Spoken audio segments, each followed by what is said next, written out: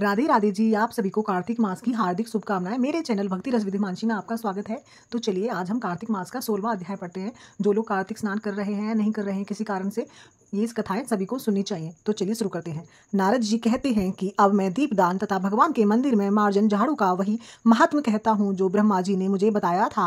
पहले चंद्र में जयध्वज नाम का एक प्रभु भक्त राजा था। राजा स्वयं मंदिर में जाकर मार्जन करता तथा दीप जलाता था। एक समय राजपुरोहित स्वयं राजा को यह काम करते हुए देखकर विस्मय से पूछने लगा कि हे राजन, भगवान को प्रश्न करने और अनेक भक्ति के कार्य हैं, परंतु आपकी श्रद्धा मार्जन तथा दीप जलाने में इतनी अधिक क्यों है? कृपया करके इसका कारण कहिए।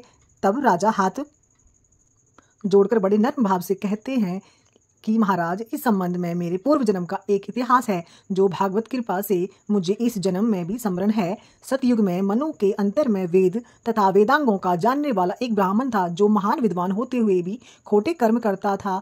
इन खोटे कर्मों के कारण उसके सभी बंधुओं ने उसका परित्याग कर दिया। एक दिन वह भूखा प्यासा अति दुखित हो घूमता फिरता नर्मदा नदी के तट पर जा पहुंचा और वहीं पर उसने अपने प्राण त्याग दिए। उसकी स्त्री भी व्यभिचारिणी थी। अंत उसके बंधुओं ने उसे भी घर से निकाल दिया।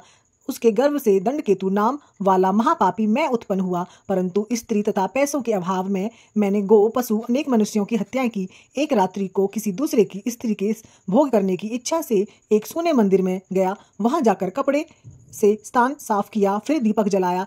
इतने में इस सोने मंदिर में दीप जलता हुआ देखकर गांव के रक्षक वहां पर आ गए और मुझे चोर समझकर, डाकू समझकर लाठियों से मार डाला। देह से प्राण निकलते ही भगवान के दूत वहां आ गए और मुझको सुंदर विमान में बिठाकर ले गए। कार्तिक के महीने में भगवान के मंदिर में दीप जलाने, झाड़ू देने से मुझे इतना फल मिला कि कई कल्पों का स्वर्ग में सुख भोग कर फिर चंद्रवंश में मैंने जन्म लिया। बोलिए श्री विष्णु भगवान की जय, तुलसी माता की जय।